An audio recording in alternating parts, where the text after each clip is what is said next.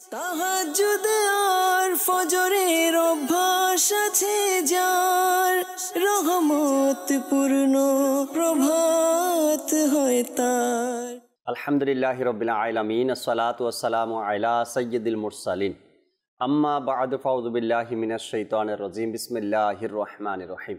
আসসালাতু ওয়াসসালামু আলাইকা ইয়া রাসূলুল্লাহ ওয়া আলা আলিকা ওয়া আসহাবিকা ইয়া হাবিবাল্লাহ। আসসালাতু ওয়াসসালামু আলাইকা ইয়া নবিয়াল্লাহ ওয়া আলা আলিকা ওয়া আসহাবিকা ইয়া নূরাল্লাহ। মাদানী চ্যানেলের দর্শক শ্রোতা, আলহামদুলিল্লাহ আবার উপস্থিত হয়েছি রহমতপূর্ণ প্রবাদ এই অনুষ্ঠানে। যেখান থেকে আমাদের অনুষ্ঠান দেখছেন, দূরে কিংবা কাছে, দেশে কিংবা প্রবাসে, সকল দর্শককে জানাই আন্তরিক মোবারকবাদ। নবী রহমত শফিয়ে উম্মাত সাল্লাল্লাহু তাআলা আলাইহি ওয়াসাল্লামের আলিশান ফরমান হচ্ছে, যে ব্যক্তি শুক্রবার দিন অর্থাৎ জুমার দিন আমার উপর ৮০ বার দুরূদ শরীফ পাঠ করবে, আল্লাহ তাআলা ওই ব্যক্তির ৮০ বছরের গুনাহকে ক্ষমা করে দিবেন। সাল্লু আলাল হাবিব সাল্লাল্লাহু তাআলা আলা মুহাম্মদ সাল্লাল্লাহু তাআলা আলাইহি ওয়াসাল্লাম। আজকের অনুষ্ঠানেও আমাদের নাতখা ইসলামে রয়েছে। আমরা হামদে বারি তাআলা, নাতে রসুলে মকবুল সাল্লাল্লাহু আলাইহি সাল্লাম এবং মানকাবাতও শোনার চেষ্টা করব। আর মোবাল্লিগে দাওয়াত ইসলামী রয়েছেন, আপনাদেরকে নেকির দাওয়াত দেওয়ার উদ্দেশ্যে কিছু ভালো কথা পৌঁছানোর জন্য কিছু হাদিসে কারিমা আর কিছু আয়াতে পাকের তর্জমা আপনাদেরকে শোনানোর চেষ্টা করব। এই উদ্দেশ্যে যে বিষয়টা আমরা নিয়েছি, যাতে করে বিষয়টা নিয়ে আলোচনা করতে পারি, আপনাদের সাথে শেয়ার করতে পারি।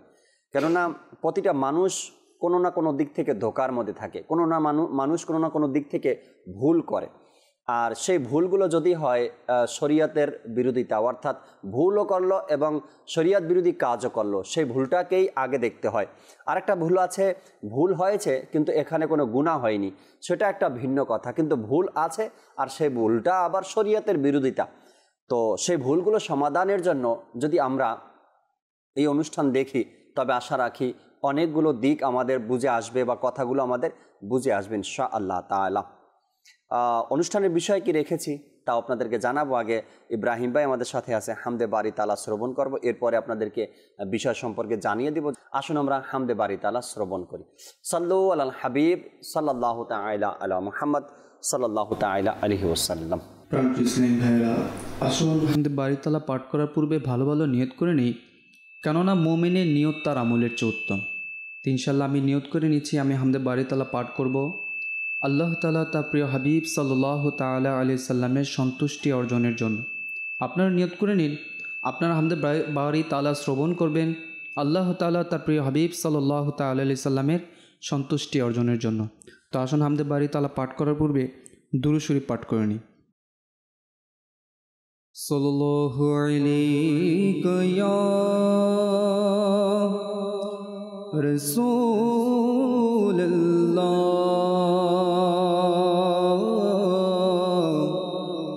ওয়া সাল্লাম আলাইকা ইয়া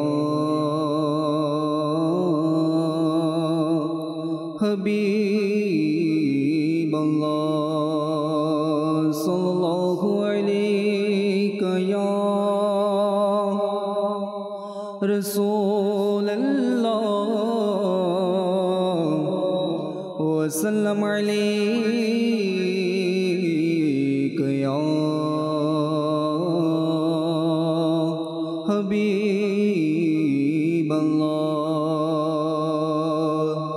জীবনে হবে কি তোমার দিদার ইয়া রাসূলুল্লাহ,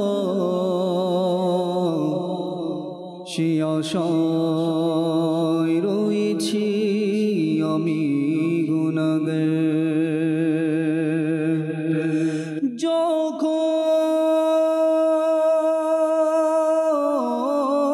যখনই পাব তোমার দিদার ইয়া রাসূলুল্লাহ, তখনই দি হবে আমার ইয়া রাসূলুল্লাহ সাল্লাল্লাহু আলাইকা ইয়া রাসূলুল্লাহ ওয়া সাল্লাম আলাইকা ইয়া হাবিবাল্লাহ।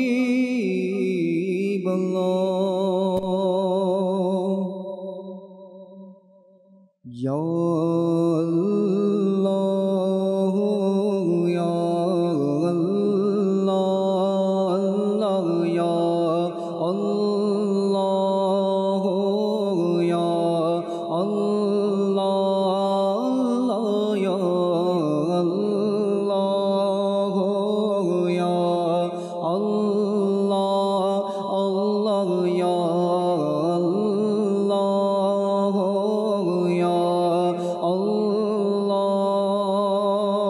আল্লাহ তুমি মালিক জলস্থলে ইয়া আল্লাহ ইয়া আল্লাহ তুমি খালিক জিনো মানবীর ইয়া আল্লাহ ইয়া আল্লাহ তুমি মালিক জলস্থলের ইয়া আল্লাহ ইয়া আল্লাহ আল্লাহ ইয়া আল্লাহ ইয়া আল্লাহ আল্লাহ ইয়া আল্লাহ ইয়া আল্লাহ তুমি অনন্ত তুমি অনাদি খোদা তুমি সর্বজ্ঞানী তুমি অনন্ত তুমি অনাদি খোদা তুমি সর্বজ্ঞানী তোমারি সত্তা ঊর্ধ্বে সবার ইয়া আল্লাহ ইয়া আল্লাহ আল্লাহ ইয়া আল্লাহ ইয়া আল্লাহ আল্লাহ ইয়া আল্লাহ ইয়া আল্লাহ তোমার গুণগান করে সকলে ইয়া আল্লাহ ইয়া আল্লাহ মওলা ইয়া আল্লাহ ইয়া মওলা ইয়া আল্লাহ তোমার গুণগান করে সকলে চন্দ্র সূর্য বৃক্ষ পাথরে তসবিহ সুখ বেজাজ জিনিসের ইয়া আল্লাহ ইয়া আল্লাহ আল্লাহ ইয়া আল্লাহ ইয়া আল্লাহ আল্লাহ ইয়া আল্লাহ ইয়া আল্লাহ আল্লাহ ইয়া আল্লাহ ইয়া আল্লাহ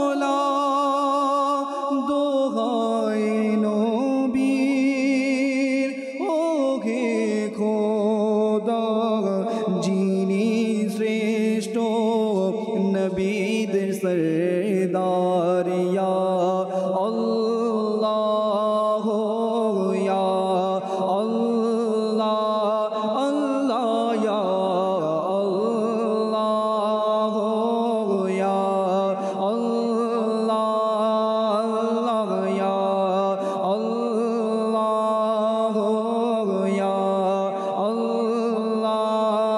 अल्लाह या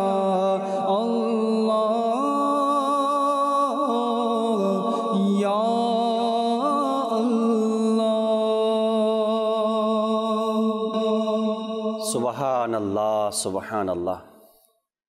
আল্লাহ তাবারক ওয়া তাআলার প্রশংসা করা এটাও ভাগ্যের ব্যাপার।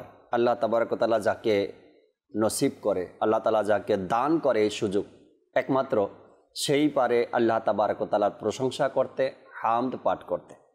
আজকের যে বিষয় নিয়েছি দর্শক শ্রোতা, খুবই গুরুত্বপূর্ণ এবং কিছু মানুষের জন্য তো খাস। এটা যাদের জন্য খাস বিষয়, আমি তো আপনাদেরকে বলবো একটু ভালো করে বসার জন্য সময় নিয়ে বসুন মাদানী চ্যানেলের সামনে। আপনি যখন কোনো আল্লাহর অলির দরবারে যাবেন বা পীর মাশায়েখের দরবারে যাবেন, আহলে হক ওলামা ইকরামের কাছে যাবেন, আহলে সুন্নাত ওয়াল জামাতের ওলামা ইকরামের কাছে যাবেন, তখন যদি আপনি পরামর্শ চান যে আমার আখেরাত যেন সুন্দর হয়, আমি যেন দুনিয়ায় এবং আখেরাতে আল্লাহ ও তার রসুল সাল্লাল্লাহু তাআলা আলাইহি ওয়াসাল্লামের সন্তুষ্টি অর্জন করতে পারি, এজন্য আমাকে কিছু দিক নির্দেশনা দেন। তবে আল্লাহওয়ালা ব্যক্তিদের থেকে, ওলামায়ে ইকরাম থেকে এই পরামর্শ পাবেন যে দুনিয়ার ভালোবাসায় কখনো পড়বেন না। দুনিয়া কিন্তু মুমিনদেরকে ধোঁকা দিতে চাবে, দুনিয়া মুসলমানদেরকে ধোঁকা দিতে চাইবে। এই ধোঁকায় যেন আমরা না পড়ি, আর এই ধোঁকায় পড়ার জন্য শয়তান আমাদের পিছনে লেগে আছে। কেবলা শাইখে তরিকাত আমির আহলে সুন্নাত দামাত বারকাতুহুল আলিয়া এই দুনিয়ার উদাহরণ দিতে গিয়ে ফজলে রাব্বি ভাই বললেন এটা মধুর চাকের মতো, মধুর চাকের মতো। পিছন থেকে বাঘ সামনে দৌড়ানি দিচ্ছে, আর সে বাঘের ভয়ে সামনে যাচ্ছে। সামনে যখন গেল, সেখানে একটা গর্ত দেখলো, আর গর্তের মধ্যে সাপ আছে। যদি দাঁড়িয়ে থাকে তো বাঘ আসবে খাওয়ার জন্য, আর যদি গর্তের মধ্যে পড়ে তো সেখানে সাপ আছে তাকে খাওয়ার জন্য। সে বুদ্ধি করে গাছে উঠলো, আর গাছে উঠে যখন উঠলো তো সেখানে দেখলো মধুর চাক, আর ফোঁটা ফোঁটা মধু নিচে পড়ছে। সে হাত দেয়, চাকের নিচে মধু এক ফোঁটা পড়ে, সেটা চেটে পুটে খায়, আবার হাত পাতে। আর আরেকদিকে দেখছে যেই ডাল ধরে সে ঝুলে আছে, সেই ডালটা ইঁদুরে কাটছে। একটা সাদা ইঁদুর আর একটা কালা ইঁদুর সেই ডালটাকে কাটছে। এর দ্বারা উদাহরণ হলো সেই যে মধুর চাক, সেটাকে দুনিয়া বোঝানো হয়েছে। এই দুনিয়ার ধোঁকায় পড়ে লোকটা, ইঁদুর যে তার ডালের গাছের ডালা কাটছে, সাদা এবং কালো ইঁদুর মানে হলো দিন এবং রাত।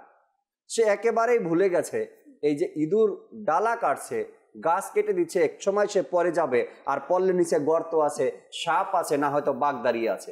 এই সকল কিছু সে ভুলে গিয়ে এই মধুর চাকের নিচে হাত পেতে বসে আছে, ফোঁটা ফোঁটা মধু পড়ে, আর সেটা সে বক্ষণ করছে, খাচ্ছে। তো ভুলে গেছে একেবারে আখেরাতকে, দুনিয়াকে ভালোবেসে নিচ্ছে। তো দুনিয়া পরীক্ষা ক্ষেত্র, এটা সূরা মুলকের মধ্যেও কিন্তু আল্লাহ তাবারক ওয়া তাআলা ইরশাদ করেছেন। এমনিতেই আমাদেরকে দুনিয়াতে পাঠাননি, আল্লাহ তাআলা এজন্য পাঠিয়েছেন আমাদের মধ্যে কার আমল সুন্দর হয়। আমরা দুনিয়াতে আসার পরে আমরা কে কতটুকু ভালো আমল করতে পারি সে পরীক্ষা নেওয়ার জন্য আল্লাহ তাবারক ওয়া তাআলা আমাদেরকে দুনিয়ায় পাঠিয়েছেন। এই দুনিয়া হলো পরীক্ষা ক্ষেত্র, আমাদেরকে পরীক্ষা দেওয়ার জন্য এখানে পাঠানো হয়েছে। তো শুরুতে ফজলে রাব্বি ভাইয়ের কাছে যাবো। আজকের যে বিষয় রয়েছে দুনিয়া পরীক্ষা ক্ষেত্র, কিছু মাদানী ফুল আমরা শ্রবণ করি। দর্শক শ্রোতা আপনারাও শুনুন মন দিয়ে, যাতে করে আমরা ফিরে আসতে পারি যে পথ দিয়ে আমরা যাত্রা শুরু করেছিলাম।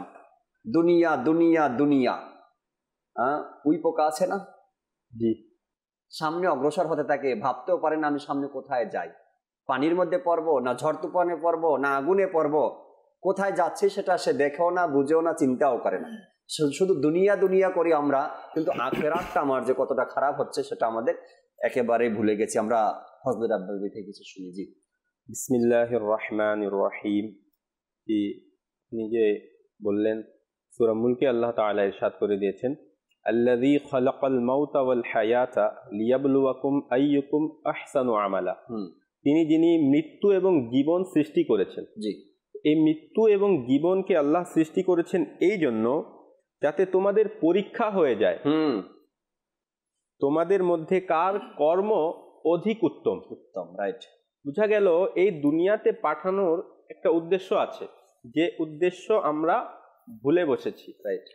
দুনিয়া এটা এক্সামিনেশন হলের মতো, সেখানে আপনি যাবেন সব সময়ের জন্য না, বরং 3 ঘন্টা নির্ধারিত টাইম থাকে।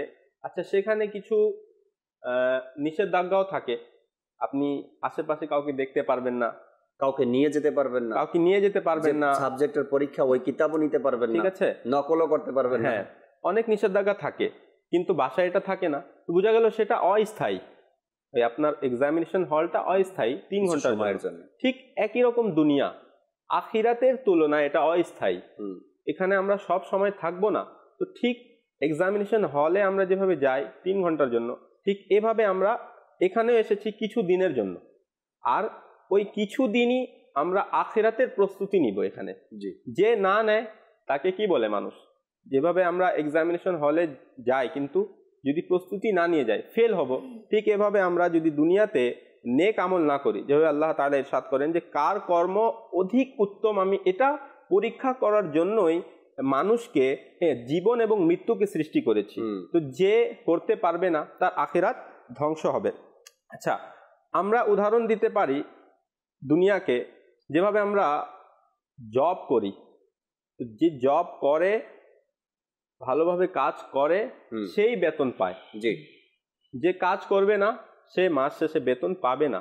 ঠিক একই রকম আল্লাহ এবং তার রাসূল সাল্লাল্লাহু আলাইহি ওয়াসাল্লাম আমাদেরকে যা হুকুম, আহকাম এবং নির্দেশ দিয়েছেন সেই মোতাবিক যদি আমল করি তখনই এর প্রতিদান পাবো।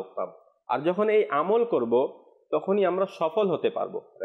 সফল দুনিয়াতে সফলতা আমরা মনে করি আমি অনেক বড় বিজনেসম্যান হয়ে গেলে আমি সফল, আমি যদি ডাক্তার হয়ে যাই, আমি যদি ইঞ্জিনিয়ার হয়ে যাই, আচ্ছা আমার ফিল্ডে আমি সবচেয়ে বেশি ভালো করি আমি সফল।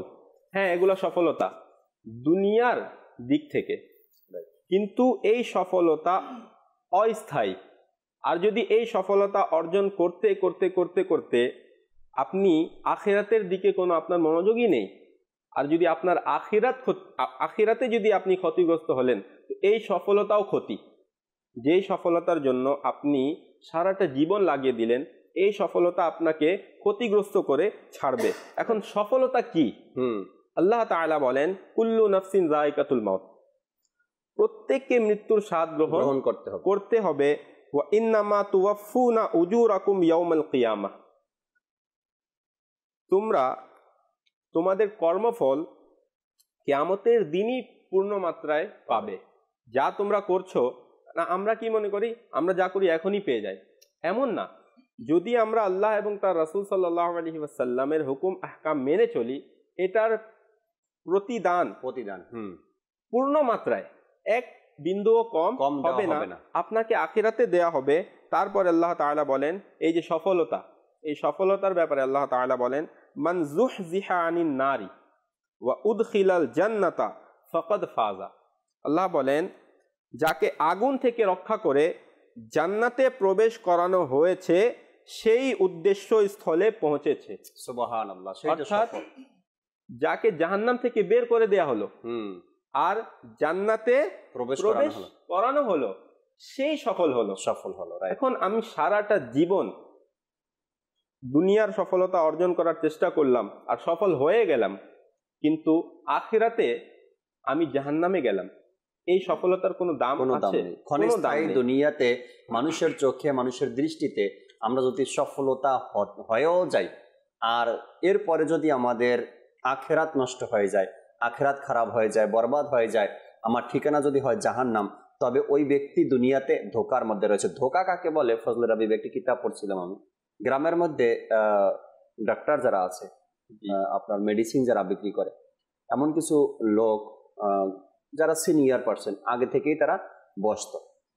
তো পরবর্তী টাইমে অনেক দিন পরে আরেকজন লোক গ্রামের মধ্যে নতুন দোকান দিয়ে বসছে, সে না সার্টিফিকেট তার কাছে আছে, না ওষুধের ভালো মতো নামও সে জানে। মোটামুটি কোনো দোকানে হয়তো বা হেল্পারি করছে, এরপরে এসে দোকান নিয়ে শুরু করছে মেডিসিন বিক্রি করা। তো মুখস্থ শক্তি তার কাছে বেশি ছিল, সে দেখে দেখে কিছু কাজ শিখছে, কিন্তু কোনো কিতাব থেকে বা কোনো ডাক্তারি লেখাপড়া সে করেনি। তো যখন তার কাছে কেউ আসে, সাহসিকতার সাথে কাটা চিরা ওষুধ লাগানো যা কিছু করা তাড়াতাড়ি করে এটাকে বিদায় দিতে পারে, এবং কিছু লোক সুস্থ হয়ে গেছে। এ কারণে যে সে ভাবেনি, একটা চায়ের কাপ হাতে নিয়ে যখন কেউ ভাববে যে চিনি কম হলো না দুধ বেশি হলো, কি করব, পান করব না ছেড়ে দিব, তখন এই চাটা ঠান্ডা হওয়ার সম্ভাবনা আছে। আর যদি কোনো ব্যক্তি ভাবে যে নিয়ামত চলে আসছে, পান করেনি, চলে গেল এটা তার ভিতরে, এটাতে দেরি হলো না। তো যখন তার কাছে লোকেরা আসতো, সে এত ভাবতো না, তার কারণ তার কাছে কিতাবি জ্ঞান নাই। সে ভাবতো না এদিক থেকে কাটবো, কোনো উপশিরা কাটবে কিনা, এদিক থেকে কাটলে ভালো হবে, এমন কোনো ভাবনা চিন্তা তার মধ্যে ছিল না। সে কাউকে দেখছে এখান থেকে কাটার জন্য, সেও কেটে দিছে, এরপরে বাস ওষুধ লাগিয়ে তাকে পাঠিয়ে দিছে। কিছু লোক ভালো হয়ে গিয়েছে, এখন তার নামটা ছড়িয়ে পড়ছে, বেশি রোগীরাই এখন তার কাছে আসে। পুরানো যারা ছিল তাদের ভাত উঠে গেছে। সবাই মিলে একটা পরামর্শ করলো, ধোঁকা কাকে বলে দেখে। কিছু লোক মানে পুরাতন যারা ছিল তারা বসে একটা পরামর্শ করলো যে কি করা যায়, এই লোকের কারণে তো মানুষ আমাদের কাছে আসে না, আর তার এখন ব্যবসাটা জমজমাট চলতেছে, আমাদের ব্যবসা একেবারে পানি হয়ে গেছে। তো তাদের মধ্যে সিনিয়রদের মধ্যে যিনি আরো সিনিয়র ছিল, মুরব্বী টাইপের, সে বললো কাজ করো, এলাকার মধ্যে যত ডাক্তার আছে তাদেরকে ডাকো, বলে আমাদের মিটিং আছে, এটা বলে ডাকো, আমি এরপরে দেখি কি করা যায়। সবাইকে ডাকলো, ওই নতুন লোকটাও আসে। তো ওই সিনিয়র, একেবারে 100 বছরের সিনিয়র যে ডাক্তার, সে বলল দেখো, আমরা যারা কাজ করি আমাদের কাজের মধ্যে অনেকগুলো ভুল আছে, আবার ভালো করি আমরা। তো আজকে কিছু ট্রেনিং সেশন রাখছি আমি, যাতে করে আমরা সবাই কিছু নতুন করে কিছু শিখতে পারি। কেননা নতুন নতুন রোগ বের হচ্ছে এখন দুনিয়াতে, এটার কিছু সমাধান আমাদেরই করতে হবে। গ্রামের মানুষ কোথায় যাবে? তো ওই পুরানো যে সিনিয়র ডাক্তার ছিল, সে বলল দেখো, এভাবে কাটা যাবে না, এই জায়গা থেকে যদি কাটো তো রোগী মারা যাওয়ার সম্ভাবনা আছে, এই রোগের কারণে যদি তুমি ভুল চিকিৎসা দাও তো সেও মারা যাওয়ার সম্ভাবনা আছে, এই রোগীকে তুমি যদি হাত সাথে সাথে অপারেশন করো তবে তারও মারা যাওয়ার সম্ভাবনা। এমন কিছু রোগী আছে, যেমন আপনার প্রেশার লো, এই মুহূর্তে যদি অপারেশন করতে যায় তো ডাক্তার নেয় না, বলে একটু ঠিক হয়নি, ডাবের পানি, ভালো স্যালাইন এগুলো ব্যবস্থা করে। তো কিছু দিক নির্দেশনা সে 100 বছরের পুরানো ডাক্তার যখন দিল কিছু দিক নির্দেশনা, তখন ওই মুখস্থ শক্তি যার কাছে বেশি, কিতাবের জ্ঞান নেই, ওই ব্যক্তি ভয়ের মধ্যে পড়ে গেল। বলে এখন আমি কি করি? যখন এরপর থেকে রোগী আসে তার কাছে, সে রোগীকে ধরে, এখন এখান থেকে কাটবে নাকি এখান থেকে কাটবে, কেননা সে শুনছে এই রোগীটা যদি এভাবে তোমরা অপারেশন করো মারা যাওয়ার সম্ভাবনা আছে, এই রোগীকে যদি এভাবে তোমরা ওষুধ দাও তো মারা যাওয়ার সম্ভাবনা আছে। এখন সে যখন কিতাবি জ্ঞান কয়েক মিনিটের জন্য শিখলো, এখন তার মধ্যে ভয়টা শুরু হয়ে গেল যে করব কি না করব। অনেক রোগীকে সে বিদায় করে দিল, বলো না এখানে আপনার চিকিৎসা নেই, আপনি বড় কোনো ডাক্তারের কাছে যান। এরপরে কিছু রোগীকে সে কাজ করতে গিয়েও আবার হোঁচট খেয়েছে, জানি না এখন এটা ভালো হবে না খারাপ হবে। তো মানুষ ধোকার মধ্যে পড়ে দুনিয়ার অল্প জ্ঞান অর্জন করার কারণে। দুনিয়ার অল্প জ্ঞান অর্জন করার কারণে মানুষ ধোকায় কিভাবে পড়ে? আজকাল সমাজের মধ্যে দুনিয়াকে ভালোবাসতে গিয়ে, দুনিয়াকে নিজের আপন বানিয়ে নেওয়ার জন্য মানুষ আজ কত ধরনের খারাপি কাজ করতেছে। কিন্তু এই দুনিয়া হলো পরীক্ষার ক্ষেত্র। এমনটা যেন আমরা না করি যে দুনিয়া পাওয়ার জন্য আমি আখেরাতকে নষ্ট করে দেই, দুনিয়া পাওয়ার জন্য আমার আখেরাত খারাপ হয়ে যাক। আমরা আমাদের কামরুজ্জামান ভাই থেকে কিছু কথা শুনি এই সম্পর্কে, এরপরে আপনাদের কল, SMS আবার কালামও শুনবেন ইনশাআল্লাহ তাআলা। জি কামরুজ্জামান ভাই, কি বলবেন? দুনিয়া কিন্তু পরীক্ষা ক্ষেত্র আমাদের জন্য। আলহামদুলিল্লাহ রাব্বিল আলামিন ওয়াসসালাতু ওয়াসসালামু আলা সাইয়্যিদিল মুরসালিন। দুনিয়া পরীক্ষার কেন্দ্র, অর্থাৎ দুনিয়া আমাদের একটি পরীক্ষার স্থান। আমরা কিছু উদাহরণ এবং কিছু আয়াতে কারিমা শুনেছি এই দুনিয়ার পরীক্ষার ব্যাপারে। আল্লাহ সুবহানাহু ওয়া তাআলা পবিত্র কালামুল্লাহ শরীফের মধ্যে ইরশাদ করেন, ওয়া নাফসি ওয়া মা সাওয়াহা, ওই নফসের শপথ, নফস রূহ জান, জানের শপথ। ওয়া মা সাওয়াহা, যিনি সেটাকে আকৃতি দান করেছেন, সমানভাবে গঠন করেছেন। ফাআলহামাহা ফুজুরাহা ওয়া তাকওয়াহা, আর ওই নফসকে তার ভালো কর্ম মন্দ কর্ম বুঝার জ্ঞান তাকে দান করেছেন। কদ আফলাহা মান তাযাক্কাহা, কামিয়াবি সে যে নিজের নফসকে পুত পবিত্র করতে পেরেছে। আল্লাহ আল্লাহ। ওয়া কদ খাবা মান দাসসাহা, আর সে লাঞ্ছিত হয়েছে, অপমানিত হয়েছে যে নিজের নফসকে মন্দ আমল দ্বারা সাজিয়েছে। তো এখানে আল্লাহ সুবহানাহু ওয়া তাআলা বান্দাকে ভালো এবং মন্দের জ্ঞান দান করেছেন।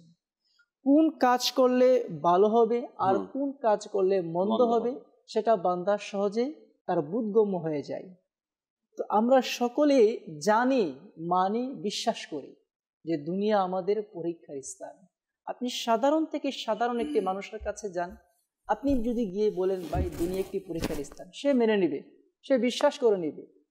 কিন্তু তার মাঝে যে একটি আমলিয়াতের ভাব, তার মাঝে যে একটি প্র্যাকটিক্যাল বিষয় আমল করার মনোমানসিকতা, এটা তার মধ্যে নেই। তো আল্লাহ সুবহানাহু ওয়া তাআলা আমাদেরকে পরীক্ষা করবেন বিভিন্ন অবস্থাতে। যেমনিভাবে আল্লাহ সুবহানাহু ওয়া তাআলা সূরা বাকারার 155 নং আয়াতে ইরশাদ করেন, বিসমিল্লাহির রহমানির রহিম, ওয়ালা নাবলুওয়ান্নাকুম বিশাইইম মিনাল খাউফি ওয়াল জু'i ওয়া নাকসিম মিনাল আমওয়ালি ওয়াল আনফুসি ওয়াস সামারাত ওয়া বাশশিরিস সাবিরিন। আল্লাহ সুবহানাহু ওয়া তাআলা ইরশাদ করেন, আমি তোমাদেরকে পরীক্ষা করব। কিসের মাধ্যমে?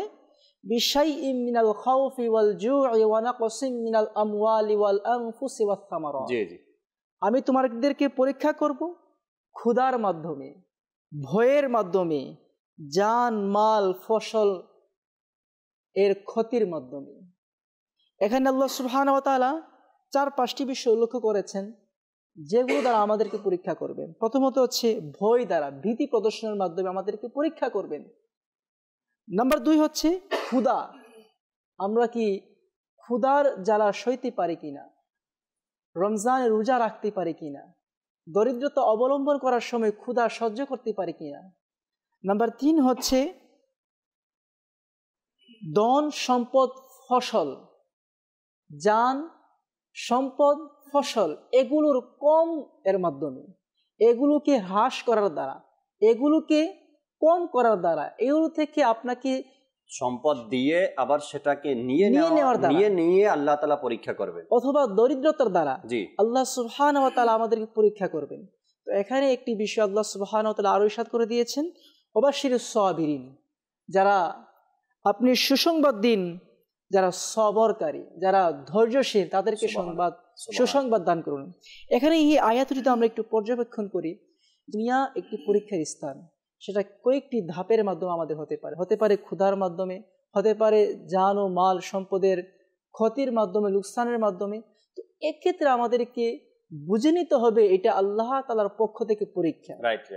আর যে ব্যক্তি এই পরীক্ষার মধ্যে সফল কাম হয়ে গেল, সফল হয়ে গেল, তার জন্য রয়েছে আখিরাতে প্রতিদান।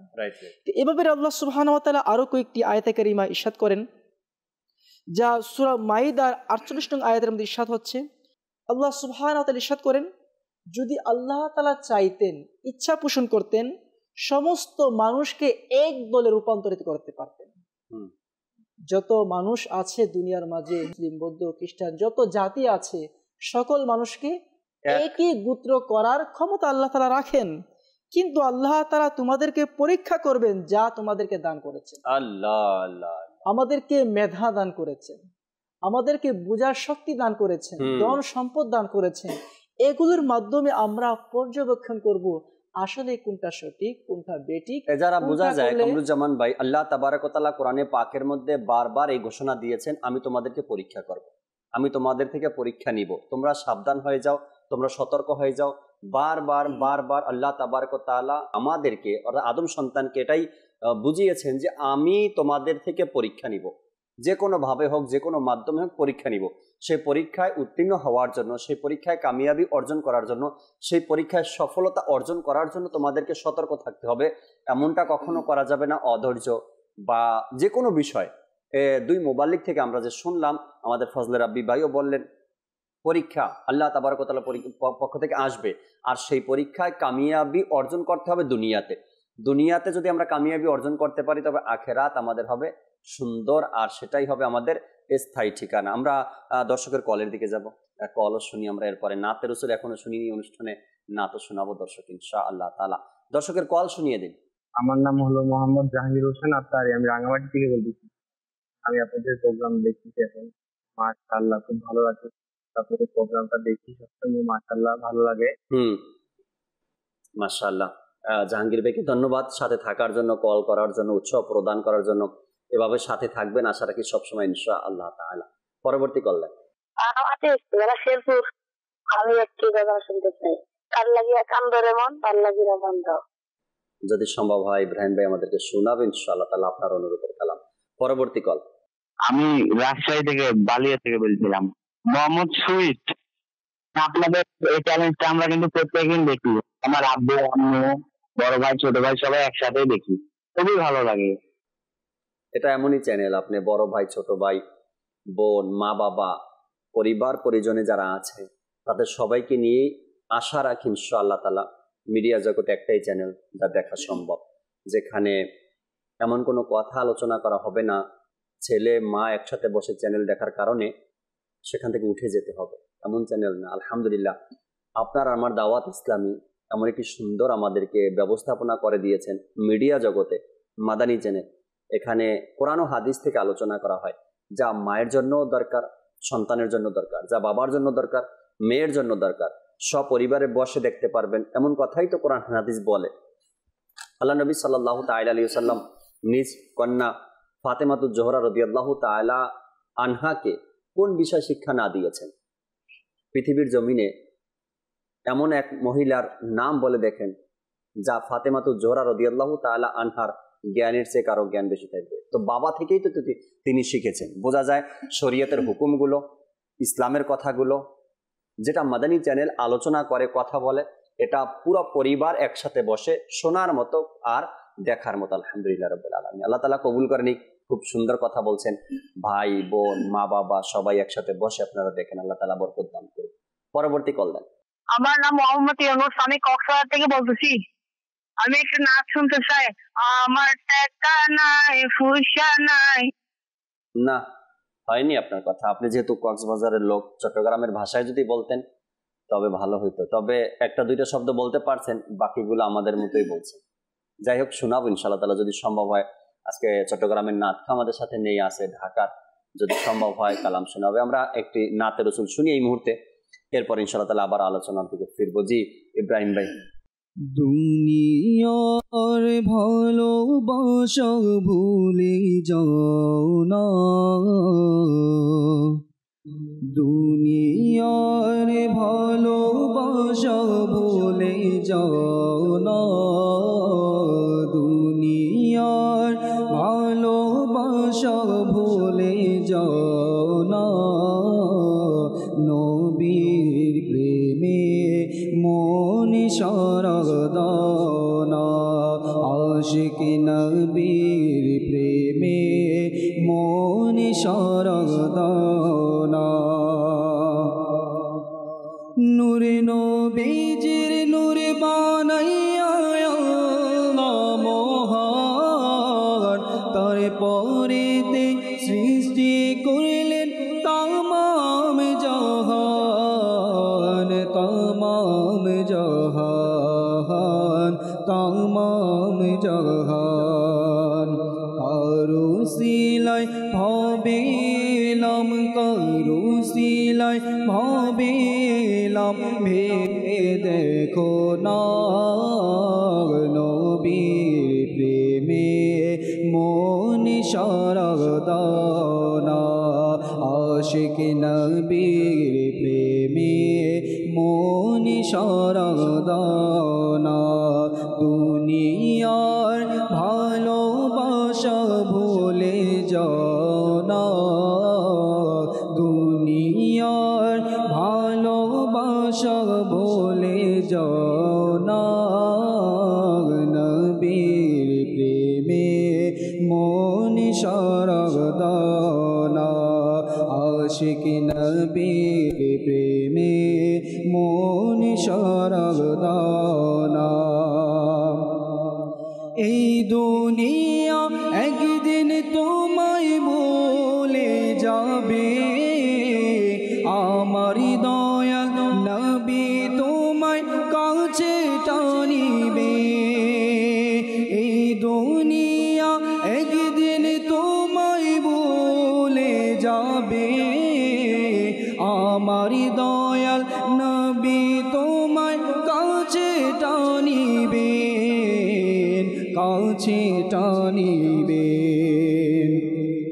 আরে বলে আছো তুমি, কারে বলে আছো তুমি, ভেবে দেখো না।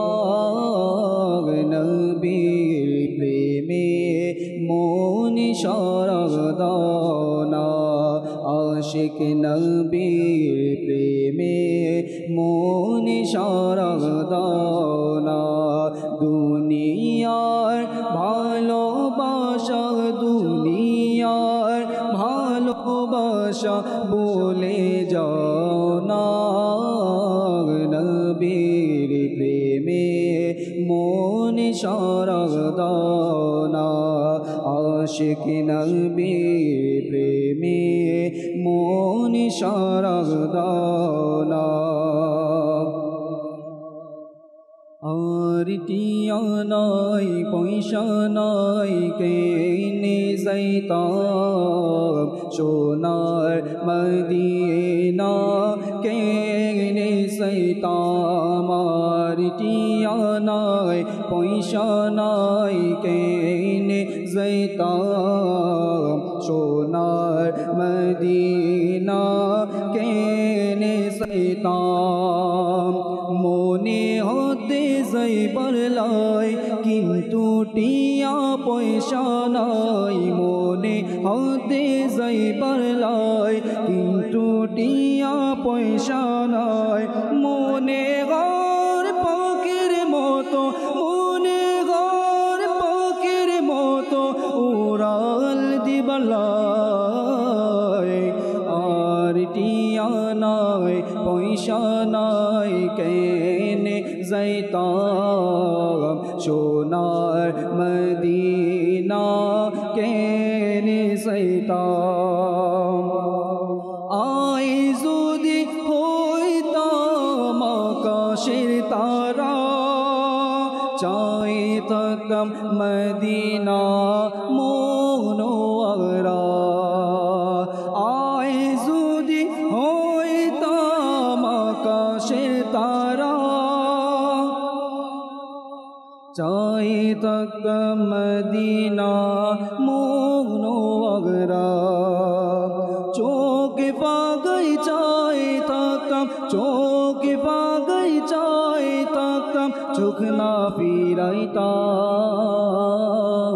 আর টিয়া নাই পয়সা নাই কেনে যাইতাম, সোনার মদিনা কেনে যাইতাম। আর টিয়া নাই পয়সা নাই কেনে যাইতাম, সোনার মদিনা কেনে যাইতাম। মনে হতে যাইবার লাই কিন্তু টিয়া পয়সা নাই, মনে হতে যাইবার লাই কিন্তু টিয়া পয়সা নাই। মনে ঘর পাখির মতো, মনে ঘর পাখির মতো উড়াল দিবালাই। আর টিয়া নাই পয়সা নাই কেনে যাইতাম, সোনার মদিনা কেনে যাইতাম। মাশাআল্লাহ মাশাআল্লাহ। আল্লাহ তাবারক ওয়া তাআলা কবুল করে নিক। মদিনার ভালোবাসা অন্তরে আল্লাহ তাআলা দান করুন। দুনিয়ার ভালোবাসা চলে যাক অন্তর থেকে, মদিনার ভালোবাসা আরো বাড়ুক হৃদয়ের মধ্যে, যাতে করে দুনিয়াকে ভুলে আমরা মদিনার পথের পথিক হতে পারি। আল্লাহ তাআলা সে তৌফিক আমাদেরকে দান করুন। বিষয় নিয়ে আলোচনা করছিলাম দুনিয়া পরীক্ষা ক্ষেত্র। আর মুবাল্লিগ থেকে খুবই গুরুত্বপূর্ণ কিছু কথা জানতে পারলাম যে আল্লাহ তাবারাক ওয়া তাআলা আমাদেরকে পরীক্ষা করার জন্য, পরীক্ষা নেওয়ার জন্য মানুষের ফজলে রাব্বি ভাই, কামরুজ্জামান ভাই, পরীক্ষা এক ধরনের হবে না, সেটাও কোরআনে পাকের মধ্যে বলে দেওয়া হয়েছে। কারো অসুস্থতা, এটা দিয়ে আল্লাহ পরীক্ষা করবেন। আমি এই ব্যক্তিকে অসুস্থতা দান করলাম, জ্বর বা কোনো রোগ দিলাম, এরপরে সে এটা আসার পরে, তার কাছে অসুস্থতা আসার পরে সে ধৈর্য ধারণ করে নাকি অধৈর্য হয়ে কোনো কথা বলে দেয়। আল্লাহ তাআলার পানা, অসুস্থতা আসলে মানুষ বিভিন্ন ধরনের কথা বলে, গালিগালাজ করে, অভিযোগ তোলে। এমন কোন গুনাহের কাজ করছি যা আমার পিছন থেকে রোগই ছাড়ছে না? আল্লাহ শুধু কি আমার সন্তানকে আস্তাগফিরুল্লাহ, আল্লাহ তাআলার পানা, আরো কত কিছু যে বলে, মনে হয় সে দুধে ধোয়া তুলসী পাতা, কোনো ভুল, কোনো গুনাহ জীবনে করেনি। অথচ যদি আমলনামা খোলা হয় তবে গুনাহের পাহাড় পিছনে পিছনে চলতেছে আমাদের। তারপরেও একটু অসুস্থ হলেই বিভিন্ন ধরনের কথা আমরা বলি। সম্পদ দিয়ে সেই সম্পদকে কেড়ে নেওয়া, এটাও একটা পরীক্ষা বলা হয়েছে। আল্লাহ তাবারক ওয়া তাআলা নিয়ামত দান করবে, সম্পদ দান করবে, সেই সম্পদ একদিন হাতছাড়া হয়ে যাবে। আর এটার মধ্যেই আপনাকে ধৈর্য ধারণ করতে হবে, এটাও আল্লাহ তাআলার পরীক্ষা। কেননা একটা সময় তো বান্দাকে সম্পদ দিয়েছে আল্লাহ তাআলা, এখন দেখি তো সে সম্পদ দেওয়ার পরে কি শুকরিয়া আদায় করলো, আর সম্পদ নিয়ে নেওয়ার পরে আমার এই বান্দা কতটুকু অটলতার সাথে আমার ইবাদত করছে, এটাও আল্লাহ তাআলা বান্দার থেকে পরীক্ষা নেবেন। তো এই দুনিয়াটা হলো আমাদের জন্য পরীক্ষার ক্ষেত্র। যেভাবেই আপনি দেখেন না কেন, হাঁটতে গিয়ে, রাস্তায় চলতে গিয়ে, ঘর থেকে নামতে গিয়ে, হোঁচট খেয়ে পরে গিয়ে পা ভেঙে গেছে, পরীক্ষা। যদি এটা অন্তরের মধ্যে গেঁথে নেয় না, তো কখনো আশা রাখি বান্দা ফেল করবে না, কখনো ফেল করবে না। আপনি চলতে গিয়ে গাড়ি অ্যাক্সিডেন্ট, দুর্ঘটনা ঘটে গেছে, ভাবেন মনে মনে এটা আল্লাহ তাআলার পক্ষ থেকে পরীক্ষা, দেখবে আল্লাহ আমি কতটুকু ধৈর্য ধারণ করি। তখন আপনার মধ্যে ধৈর্যের ক্ষমতাটা আরো বেড়ে যাবে। কোরআনে পাকের মধ্যেই হয় আসছে না এভাবে করে কি, আল্লাহ তাবারক ওয়া তাআলা বান্দাকে এমন কোনো কিছু চাপিয়ে দেবে না যেটা বান্দার ক্ষমতার বাহিরে, এটা কখনোই করে না আল্লাহ তাআলা, এটা কখনোই কারোর সাথে হয়নি আর হবেও না। আল্লাহ তাআলা এমনটা করবেন না। আপনার আমার ক্ষমতার মধ্যে যা আছে, আপনি বলেন না এত দুশ্চিন্তা আর এত টেনশনের মধ্যে আমি আছি, আমি আর নিতে পারছি না। মানুষ বলে এই কথাটা, আমি আর লোড নিতে পারছি না, আমি আর ধৈর্য ধরতে পারছি না, ধৈর্যের বাইরে চলে গেছি, ধৈর্যের বাঁধ ভেঙে গেছে। আল্লাহ তাবারক ওয়া তাআলা এমন কারোর সাথে, আমাদের জ্ঞান শূন্যতার ফল, অজ্ঞতাবশত আমরা করে থাকি। বুজুর্গানে দিন এর একটি বাণী এভাবে বর্ণিত আছে, যদি বান্দার ঘরে, বান্দার কাছে 40 দিনের ভিতরে কোনো মুসিবত, কোনো দরিদ্রতা, কোনো অসুস্থতা, পেরেশান, অভাবনতা না আসে, তাহলে এটা যেন এই বিষয়ের প্রতি ইঙ্গিত বহন করে যে হয়তো আল্লাহ তাআলা তার থেকে রহমতের দৃষ্টি উঠিয়ে নিয়েছেন। প্রথমের কথা একটু লক্ষ্য করুন, আমরা মনে করি কি আমাদের মাঝে যদি পেরেশান আসে আমরা পেরেশান হয়ে যাই, দরিদ্রতা আসলে আমরা হিমশিম খেয়ে যাই, পরিবার নিয়ে টেনশনে পড়ে যাই, কি করব, কোথায় খাবো, কোথায় করব, আমরা দুনিয়া দুনিয়া চিন্তা চিন্তা করতে থাকি। অথচ আমি এটা বুঝি না যে আল্লাহ তাআলা তো আমাকে অসুস্থতা দান করেছেন, মানে আল্লাহ তাআলার দয়া আমার উপর আছে। সুবহানাল্লাহ। আল্লাহ তাআলা আমাকে দরিদ্রতা দান করেছেন, এর উদ্দেশ্য হচ্ছে আল্লাহ তাআলা আমার প্রতি রাজি আছে। আল্লাহ তাআলা তাকে পেরেশানিত করে, তাকে পরীক্ষা করে, যাকে আল্লাহ সুবহানাহু ওয়া তাআলা মহব্বত করে ভালোবাসে। আর আমরা আয়াতে কারিমার মধ্যে শুনেছি আল্লাহ তাআলা নিজে ইরশাদ করে দিয়েছেন, ওয়ালা নাবলুওয়ান্নাকুম বিশাইইন মিনাল খাউফি ওয়াল জু'i ওয়া নাকসিন মিনাল আমওয়ালি ওয়াল আনফুসি ওয়াত তামারাত। অতঃপর ইরশাদ করলেন ওয়াবাশশিরিস সাবিরিন, যারা এই বিপদের মধ্যে ধৈর্যশীল হয়ে যাবে, যারা এই বিপদের মধ্যে সবর করবে, তারাই হবে কামিয়াবি। তাদের জন্য সুসংবাদ দুনিয়া এবং আখিরাতের মধ্যে। এই দুনিয়া সম্বন্ধে আলোচনা হচ্ছে, এই ব্যাপারে রাসূল করিম সাল্লাল্লাহু আলাইহি সাল্লাম অনেক হাদিস কারিমা ইরশাদ করেছেন, যা মিশকাত শরীফের মধ্যে 5212 নং হাদিসে পাকের মধ্যে এসেছে। আল্লাহ রাসূল সাল্লাল্লাহু আলাইহি ওয়াসাল্লাম ইরশাদ করেন, হুব্বুদ দুনিয়া রাসুন কুল্লি খাতিয়া। দুনিয়ার ভালোবাসা, দুনিয়ার মহব্বত, এটা হচ্ছে সমস্ত ভুলের নেতা, ভুলের সমষ্টি, ভুলের মস্তক। আমরা দুনিয়াকে ভালোবাসি, ধোঁকায় পড়ে যাব, দুনিয়াকে ভালোবাসি, গুনাহে লিপ্ত হয়ে যাব, দুনিয়াকে ভালোবাসি, ফিতনায় লিপ্ত হয়ে যাব, দুনিয়াকে ভালোবাসি, মাআযাল্লাহ কখনো ইমানও চলে যেতে পারে, ইমান চলে যায়। এই দুনিয়ার প্রতি ভালোবাসার কারণে। এই জন্য আল্লাহ রাসূল সাল্লাল্লাহু আলাইহি ওয়াসাল্লাম ইরশাদ করে দিয়েছেন যে দুনিয়ার মহব্বত, দুনিয়ার ভালোবাসা এটা হচ্ছে সকল গুনাহের মূল, সকল ভুলের মূল। আমি গুনাহ থেকে বাঁচতে চাই, ঈমান সুরক্ষা করতে চাই, আমি সর্বদা আল্লাহ তাআলার পথে চলতে চাই, আমাকে দুনিয়ার মহব্বত ত্যাগ করতে হবে, দুনিয়ার ভালোবাসা ত্যাগ করতে হবে। যদি আমি দুনিয়ার ভালোবাসা ত্যাগ করতে পারি, আমার জন্য সফলতা আসবে। হাদিস পাকের মধ্যে, মুসলিম শরীফের মধ্যে আল্লাহ রাসূল সাল্লাল্লাহু আলাইহি ওয়াসাল্লাম ইরশাদ করেন, যা মুসলিম শরীফের মধ্যে রয়েছে, আন আবি হুরায়রা রাদিয়াল্লাহু তাআলা قال قال رسول الله صلى الله عليه وسلم الدنيا سجن المؤمن وجنة الكافر।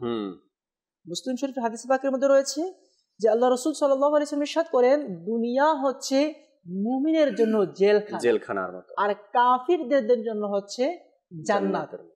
কিভাবে?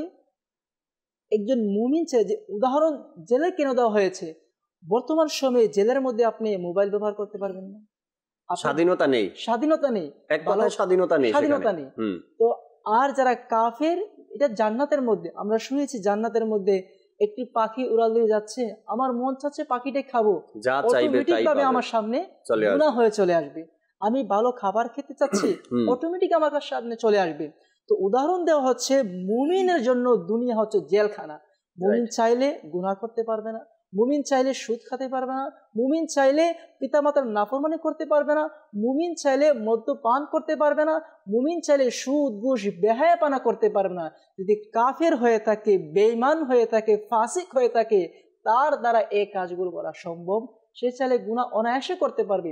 অতএব যেটা আমাদের ধারাভাষ্য হচ্ছে দুনিয়ার মহব্বত ত্যাগ করা, এই দুনিয়ার মাঝে দুনিয়াতে থেকে আল্লাহ সুবহানাহু ওয়া তাআলার ইবাদত করা। আর আল্লাহ তাআলা আয়াতের মধ্যে ইরশাদ করে দিয়েছেন, কুল্লু নাফসিন যায়কাতুল মাউত, তোমাদেরকে প্রত্যেককে মৃত্যুর স্বাদ গ্রহণ করতে হবে। আবার পরে ইরশাদ করে দিয়েছেন, ওয়া ইলাইনা তুরজাউন, তোমরা আমার দিকেই ফিরে আসবে, তোমাদেরকে আমি পরীক্ষা করব, তোমাদেরকে আমি অসুস্থতা দান করব, নিয়ামত দান করব, অবশেষে আমার কাছে তোমাদেরকে চলে। এখানে দর্শক শ্রোতা আরেকটা বিষয় ক্লিয়ার করি, যেহেতু দুনিয়াকে ভালোবাসা এটা ক্ষতির কারণ, হয়তো আপনাদের অনেকের মধ্যেই, অনেক মানুষেরই এমন মেন্টালিটি আছে, মন মানসিকতা আছে। তবে কি আপনারা যারা কথা বলেন, আপনারা কি দুনিয়াকে চিনেন না, দুনিয়াকে দেখেন না, দুনিয়াকে অর্জন করেন না? হ্যাঁ, যতটুকু প্রয়োজন। জি, এটা আল্লাহর রাসূলের হুকুম।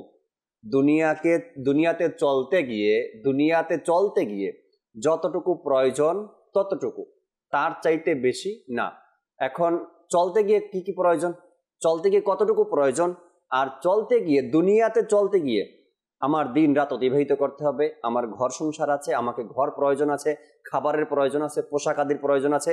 এই দুনিয়াতে স্বাভাবিকভাবে চলার জন্য যতটুকু প্রয়োজন এটাই অর্জন করার কথা বলা হয়েছে, এর চাইতে বেশি না। আর প্রয়োজন মোতাবেক হালাল উপার্জন করা, এটাও কিন্তু ইবাদতের অন্তর্গত। জি জি, প্রয়োজন মতো যতটুকু প্রয়োজন সেটাকে সংগ্রহ করা, যতটুকু প্রয়োজন ততটুকু ইনকাম করা, হালাল পন্থা, এটা ইবাদতের শামিল বলা হয়েছে। ফজলে রাব্বি ভাই কি বলবেন? দুনিয়া সেটাকেই বলা হবে। এক আল্লাহর ওলির কাছে প্রশ্ন করা হলো যে হুজুর দুনিয়া কি, তো তিনি ইরশাদ করলেন যে জিনিসটা মানুষকে আল্লাহ থেকে দূর করে দেয় সেটাই দুনিয়া। আহা, যদি আপনি দুনিয়াতে আছেন এবং আপনি সম্পদ উপার্জন করছেন, আপনি নিজের ফ্যামিলিকে টাইম দিচ্ছেন, আপনি সব কাজকর্ম করছেন, কিন্তু আপনার মন আল্লাহ তাআলার সাথেই লেগে আছে, আপনার মন মসজিদেই লেগে আছে, আপনি 5 টাইম নামাজ মসজিদে জামাতের সাথে আদায় করছেন, মানে ওই দুনিয়া আপনাকে আল্লাহ থেকে দূর করে দিচ্ছে না, তো সেটাকে বলা হবে এটা ভালো দুনিয়া। ওই যে হাদিসে পাকটা আছে না, জি, আল্লাহ রাসূল সাল্লাল্লাহু আলাইহি সাল্লাম এক যুবক সম্পর্কে বললেন না, সুস্বাস্থ্যবান একজন যুবক যখন যাচ্ছিলেন, তো সাহাবায়ে কেরাম বললেন, দেখো কত সুন্দর একটা যুবক, যেমন তার শারীরিক অবস্থা ভালো, তেমন তার বয়স। এই বয়সে যদি সে ইসলামে চলে আসতো, দিন ইসলামের খেদমত করত, তবে দিন ইসলামের অনেক উপকার হতো। আল্লাহ নবী সাল্লাল্লাহু আলাইহি সাল্লাম যখনই শুনলেন তখন বললেন, এই যুবক যদি নিজের ফ্যামিলির জন্য, মা বাবার জন্য বা ঘরের পরিবার পরিজনের জন্য, ভরণ পোষণের জন্য হালাল পন্থায় উপার্জনের জন্য বের হয়, তো সেটাও সে দিনের মধ্যেই আছে, দিনের পথেই আছে। বলার উদ্দেশ্য হচ্ছে যে আমরা কাউকে এটা বলছি না যে আপনি দুনিয়াতে বসবাসী করেন না বা আপনি সবকিছু ছেড়ে দেন, হ্যাঁ, আপনি শুধু ইবাদতে লেগে যান না, এটাও ইসলাম, বৈরাগ্যটাও ইসলাম কিন্তু সাপোর্ট করে না। জি, বরং আল্লাহ পাকের প্রিয় নবী সাল্লাল্লাহু আলাইহি ওয়াসাল্লাম যা যা প্রয়োজন ছিল সবকিছু তো করে দেখিয়ে দিয়েছে। কয়েকজন সাহাবী নবী করিম সাল্লাল্লাহু আলাইহি সাল্লামের ঘর মুবারকে আসলেন, তো হযরত আয়েশা সিদ্দিকা রাদিয়াল্লাহু তাআলা আনহাকে প্রশ্ন করলেন যে নবী করিম সাল্লাল্লাহু আলাইহি সাল্লামের ঘরের ভিতরের আমলগুলো কি কি। কেননা বাইরে সাহাবায়ে কেরামরা জানতেন যে নবী পাক সাল্লাল্লাহু আলাইহি সাল্লামের আমল কি, কিন্তু ঘরের ভিতরেটা যেহেতু ফ্যামিলি জানবে, এজন্য নবী করিম সাল্লাল্লাহু আলাইহি সাল্লামের স্ত্রী হযরত আয়েশা সিদ্দিকা রাদিয়াল্লাহু তাআলা আনহার কাছে তারা প্রশ্ন করলেন।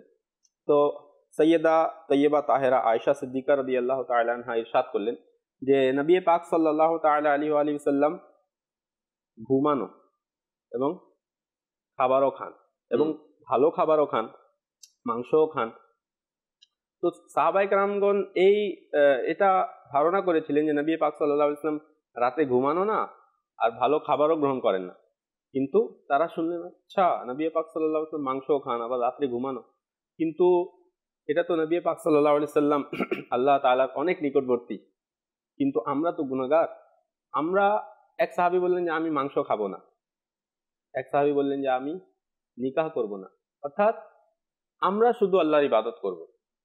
তো যখন নবী পাক সাল্লাল্লাহু তাআলা আলাইহি ওয়া সাল্লামের কাছে এই পেগামটা বা এই কথাটা পৌঁছলো, তো নবী পাক সাল্লাল্লাহু আলাইহি ওয়াসাল্লাম বললেন না, এভাবে কইরো না, কারণ আমি নিকাহ করি, আমি রাতে আরামও করি এবং আমি ভালো খাবারও খাই। তো আপনাকে মধ্যপন্থা অবলম্বন করতে হবে, অর্থাৎ দুনিয়া থেকে ততটুকুই নিতে হবে যতটুকু প্রয়োজন। অর্থাৎ একটা যদি আমরা নদীতে থাকি, তো নৌকা যতক্ষণ নদীর উপরে আছে আমরা ঠিক আছি, কিন্তু যদি নৌকা নদীর ভিতরে চলে যায়, পানির নিচে চলে যায়, তখনই কিন্তু কি হবে, দুর্ঘটনার সম্ভাবনা। তো দুনিয়াটা ঠিক সেই রকমই, যতক্ষণ আমরা দুনিয়াতে আছি তো ঠিক আছি, কিন্তু দুনিয়া যখন আমাদের ভিতরে চলে আসে তখনই কিন্তু ধ্বংস হওয়ার সম্ভাবনা থাকে। আল্লাহ তাআলা কোরআনে বলেন ওয়ামা হাযিহিল হায়াতুদ দুনিয়া ইল্লা লাহবুন ওয়া লাইবুন। আল্লাহ বলেন এই পার্থিব জীবন তো শুধু খেলাধুলাই মাত্র। আহা, এখন খেলাধুলা, তো ছোট বাচ্চারা এটার মধ্যে মগ্ন থাকে, যার বিবেক সে কিন্তু খেলাধুলায় মগ্ন থাকে না। এই জন্য খেলাধুলার সাথে এটাকে তুলনা দেওয়া হয়েছে যে দুনিয়ার জীবন তো শুধু খেলাধুলাই মাত্র। ইন্নাদ দারাল আখিরাতা লাহিয়াল হায়াওয়ান, দুনিয়ার জীবনকে খেলাধুলা বলা হয়েছে, আর আখিরাতের ঘর বলা হয়েছে সেটাই সত্য জীবন। দুনিয়াতেও তো আমরা জীবিত আছি, কিন্তু এটাকে খেলাধুলা বলা হয়েছে, আর আখিরাতের ঘরকে সত্য জীবন এই জন্যই বলা হয়েছে যে সেখানে মৃত্যু নেই, সেখানে মৃত্যু নেই, এখানে তো মৃত্যু আছে, সেখানে মৃত্যু নেই, তো আসল জীবন তো সেটাই হলো। তারপরে আল্লাহ তাআলা বলেন লাউ কানু ইয়ালামুন, কতই উত্তম ছিল যদি তারা এটা জানতো। এই কথাটা যদি তারা জানতো কতই উত্তম হতো। তারা যদি এটা জানতো যে এই দুনিয়াতে 60 বছর, 70 বছর, 80 বছর, এখনকার যুগে কত, গড়ে 65 বছর, তারপরে শেষ। যখন মানুষের মৃত্যু আসে তখন সে এটাই বলে যে আর কিছুক্ষণ সময় দিন, আমি সব খারাপ কাজ ছেড়ে দিব। একটু আসে না ফজলে রাব্বি ভাই, যদি একটু জ্বর আসে না, 103 থেকে 4 জ্বর আসলেই সে বুঝে আর অপেক্ষা করে জ্বরটা ভালো হলেই আমি ভালো কাজে লেগে যাব। এটা আমাদের সবার সাথে।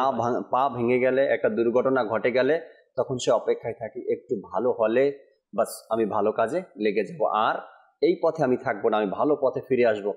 যখন আল্লাহ তাআলা তাকে সুস্থ করে দেয়, আবার সে পুরানো কাজের মধ্যেই লেগে যায়, ভুলে বসে। সে যে তওবা করছিল, সে যে ভালো হওয়ার ওয়াদা করছিল, সেটা সে ভুলে যায় সুস্থ হওয়ার পরে।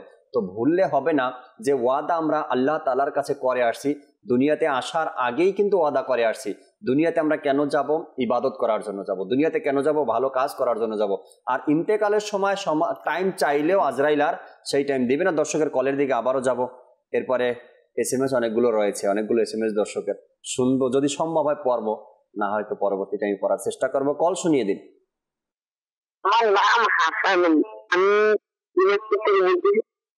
মাদানী চ্যানেল দেখতে ভালোই লাগে, প্রতিদিন মাদানী চ্যানেল দেখি। আপনারা আমাদের জন্য দোয়া করবেন, আমরা যেন সবসময় মাদানী চ্যানেল দেখতে পারি। আল্লাহ আল্লাহ আল্লাহ কবুল করেন, সবসময় মাদানী চ্যানেল দেখেন। আল্লাহ তাআলা সে তৌফিকও দান করুক। মাদানী চ্যানেল সবসময় দেখা, এটাও তৌফিক আল্লাহ তাআলার দেওয়া দান এটা। কেননা হাজারো মানুষ হাজারো চ্যানেল দেখে, বিভিন্ন মিডিয়াতে ঘুরে এদিকে যায় সেদিকে যায়, কিন্তু মাদানী চ্যানেলের সাথে লেগে থাকা দেখা এটাও ভাগ্যের ব্যাপার। আল্লাহ তাআলা কবুল করেনি। পরবর্তী কল দেন।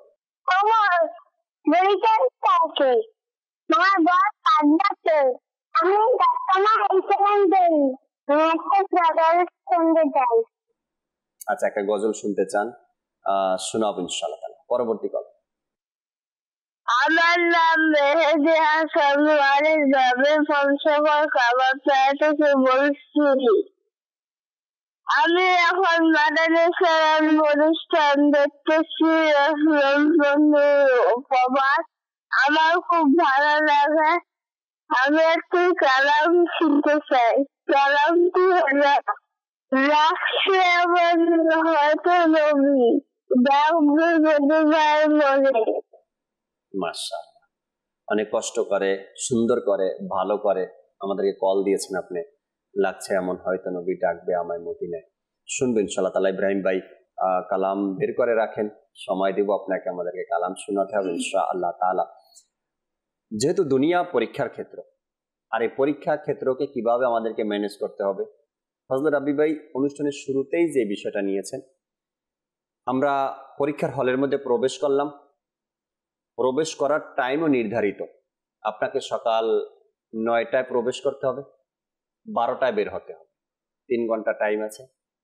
আপনাকে 10টা প্রশ্নের উত্তর দিতে হবে, আর 10টা প্রশ্নের উত্তর দিলে আপনি ভালো রেজাল্ট করবেন, ভালো কিছু পাবেন। আপনার প্রশ্ন আগে থেকে জানা, টাইমও আগে থেকে জানা, প্রস্তুতি ভালো আছে, টাইম মতো আপনি পরীক্ষার হলে পৌঁছতে পারেন না, সেই জানা দিয়ে কোনো লাভ হবে না। কেননা যদি আপনি 1 ঘন্টা পরে পৌঁছান, 2 ঘন্টায় লিখে শেষ করতে পারবেন না। 10টা প্রশ্নের উত্তর জানা আছে, কিন্তু 2 ঘন্টায় আপনি লিখতে পারবেন না। নাম্বার 2, আপনার প্রশ্নের উত্তরও জানা আছে, প্রশ্ন জানা আছে, টাইম মতো পৌঁছালেন, পরীক্ষার হলে ঢোকার পরে অলসতা করে লিখলেন না, লাভ হবে কোনো? এই জানা মানা দিয়ে কোনো লাভ হবে না। পরীক্ষার হলে এসে আপনাকে লিখতে হবে। নাম্বার 3, পরীক্ষার হলে সময় মতো আসলেন, কাগজ কলমও চলে আসলো, প্রশ্ন পেপারও চলে আসলো, কিন্তু আপনি ভালো করে অধ্যয়ন করে আসেননি, পরে আসেননি। পেপার আছে হাতে, প্রশ্ন আছে হাতে, লেখার সময় আছে যথেষ্ট পরিমাণ 3 ঘন্টা, কিন্তু আপনি প্রশ্নের উত্তর জানেন না, লিখতে পারতেছেন না, তো সেখানে এসেও আপনার কোনো লাভ নেই। 3টা উদাহরণ ঠিক আমাদের হায়াতের সাথে, আমাদের জীবনের সাথে। দুনিয়াতে আছি, নেক আমল করলাম না, টাইম শেষ, চলে যেতে হবে। আর আমল না করে যাওয়ার কারণে কি আছে কপালে? জাহান্নাম ছাড়া কোনো উপায় নেই। নাম্বার 2, দুনিয়াতে বসবাস করা অবস্থায় ভাবছি আরো বেঁচে থাকবো, টাইম আরো আছে, টাইম আরো আছে। মানুষ এটা উদাহরণ দেয় না, বলে না? যদি কাউকে নেকির দাওয়াত দেই আমরা, দাড়ি রাখেন, বলে মাত্র তো বয়স শুরু, নামাজ পড়ে, রমজান থেকে পড়া শুরু করবে, জুমা থেকে পড়া শুরু করবে। মানুষ বলে জুমা থেকে পড়া শুরু করবো। আমি জানি না মানুষের এই জুমার দিন কবে শেষ হবে, আসে না জুমার দিন। জুমার দিনটাই মনে হয় শেষ হয় না। এই মুহূর্তে হাজারো ইসলামী ভাই, ইসলামী বোন আমাদের সাথে আছেন, যারা এই ওয়াদাটা প্রতি সপ্তাহে সম্ভবত করেন। না, আল্লাহ জুমা থেকে শুরু করবো, আল্লাহ তুমি তৌফিক দাও, জুমা থেকে শুরু করবো, জুমা থেকে শুরু করবোই করবো নামাজ। তো আপনার জুমা আর কবে আসবে?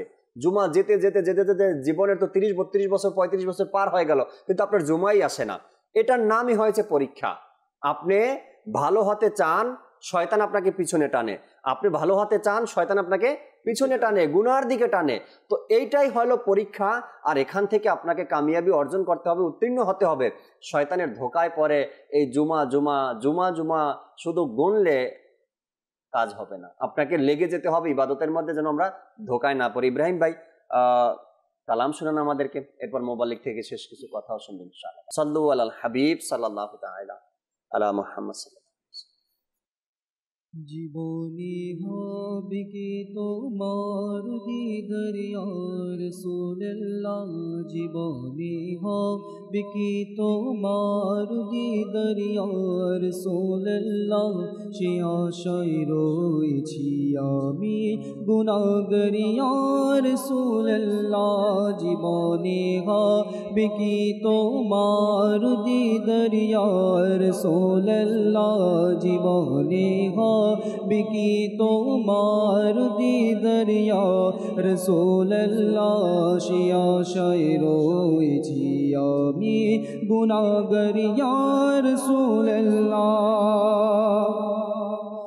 জাহানের যে দিকে তাকাই দরদি আর তোকে গোনায়, জাহানের যে দিকে তাকাই দরদি আর তোকে গোনায়, জানি যে তুমি রহমতেরি ভান্ডার ইয়া রাসূলুল্লাহ, জানি যে তুমি রহমতেরি ভান্ডার ইয়া রাসূলুল্লাহ, জীবনে হবে কি তোমার দিদার ইয়া রাসূলুল্লাহ, ইয়া রাসূলুল্লাহ, ইয়া হাবিবাল্লাহ, বলো ইয়া রাসূলুল্লাহ, ইয়া হাবিবাল্লাহ, ইয়া রাসূলুল্লাহ, ইয়া হাবিবাল্লাহ, ইয়া রাসূলুল্লাহ, ইয়া হাবিবাল্লাহ, জীবনে হবে কি তোমার দিদার ইয়া রাসূলুল্লাহ, জীবনে হবে কি তোমার দিদার ইয়া রাসূলুল্লাহ, ইয়া আশায় রয়েছি আমি গুনাহগার ইয়া রাসূলুল্লাহ। অসহায় আমি দরিদ্র তোমায় ছেড়ে কোথায় যাব, অসহায় আমি দরিদ্র তোমায় ছেড়ে কোথায় যাব, অসহায় আমি দরিদ্র তোমায় ছেড়ে কোথায় যাব, তুমি আপন করে নাও না, তুমি আপন করে নাও না, মদনী মদিনে ওয়ালে, জীবনে হবে কি তোমার দিদার ইয়া রাসূলুল্লাহ, ইয়া রাসূলুল্লাহ, ইয়া রাসূলুল্লাহ, বলো ইয়া রাসূলুল্লাহ, ইয়া রাসূলুল্লাহ, ইয়া রাসূলুল্লাহ, ইয়া হাবিবাল্লাহ, বলো ইয়া রাসূলুল্লাহ, ইয়া হাবিবাল্লাহ, জীবনে হবে কি তোমার দিদার ইয়া রাসূলুল্লাহ, জীবনে হবে কি তোমার দিদার ইয়া রাসূলুল্লাহ, ইয়া আশায় রয়েছি আমি গুনাহগার ইয়া রাসূলুল্লাহ। আমারি মনে রে বাসনা আল্লাহ, আমারি মনে এই বাসনা, দেখব শুধু মদিনা আল্লাহ, আমারি মনে এই বাসনা আল্লাহ, আমারি মনে এই বাসনা, লাগছে মন হয়তো নবী লাগবে মদিনায় মোরে, লাগছে মন হয়তো নবী লাগবে মদিনায় মোরে,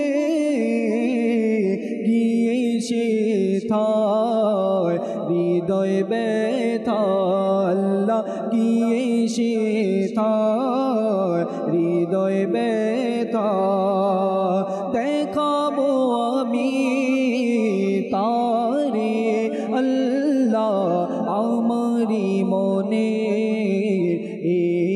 বাসনা আল্লাহ আমারি মনের এই বাসনা ভাগ্যে যদি লেখা থাকে হায় এমন সৌভাগ্য আমার ভাগ্যে যদি লেখা থাকে হায় এমন সৌভাগ্য আমার ঘুমিয়ে যাব চিরতরে আল্লাহ ঘুমিয়ে যাব চিরতরে প্রিয় নবীর দুয়ারে আল্লাহ আমারি মনে এই বাসনা আল্লাহ আমারি মনে এই বাসনা হাসরের মাঠে নিজেকে আমি রাখবো কে মনে তে ধরে হাসরের মাঠে নিজেকে আমি রাখবো ধরে কে মনে এসো কাছে আত্মারে এসো এসো কাছে আত্মারে এসো ডাকবেন যখন দয়া ভরে আল্লাহ আমারি মনে এই বাসনা আল্লাহ আমারি মনে এই বাসনা দেখব শুধু মদিনা আল্লাহ আমারি মনে এই বাসনা। আমিন আমিন আমিন। আল্লাহ তাবারক ওয়া তাআলা আমাদের মনের বাসনাকে পূরণ করে দিক। কামরুজ্জামান ভাই, সময়ও প্রায় শেষের দিকে। দুনিয়া পরীক্ষার কেন্দ্র। জি, আমরা এখন শুনি দুনিয়াকে দুনিয়া কেন বলা হয়। দুনিয়া এর শাব্দিক অর্থ হচ্ছে নিকটবর্তী। কেন নিকটবর্তী কেন বলা হয়? কারণ আখিরাতের তুলনায়, কবরের তুলনায়, হাসরের তুলনায় এটা দুনিয়া হচ্ছে খুব নিকটে। যাদের বয়স 60, 70 বা 50, 40 হয়েছে, তারা নিজেকে প্রশ্ন করি যে হয়তো আমি কিছুদিন পূর্বে আমি ছোট ছিলাম, আমার বাবা আমাকে ধরে স্কুলে নিয়ে যেত, আমি মাঠে খেলাধুলা করতাম। এখন অনেক মানুষ এমন পাবেন হুজুর, যারা অনেক সময় গ্রামের বাড়িতে থাকে, অনেক সময় অনেকে ঢাকাতে থাকে, যারা শহরে থাকে, তারা যখন ঢাকা থেকে বাড়িতে যায় তখন রাস্তা দিয়ে যায়, দেখা যায় একটি খেলার মাঠ, তখন সে আফসোস করে বলে হায় এই মাঠে কত খেলা খেলেছি, কত খেলাধুলা করেছি, এই ডাব গাছ, এই আম গাছ, কত আনন্দ করেছি, মনে হয় 2 দিন আগের কথা, কিন্তু আজ আমার থেকে 60 বছর অতিবাহিত হয়ে গেছে।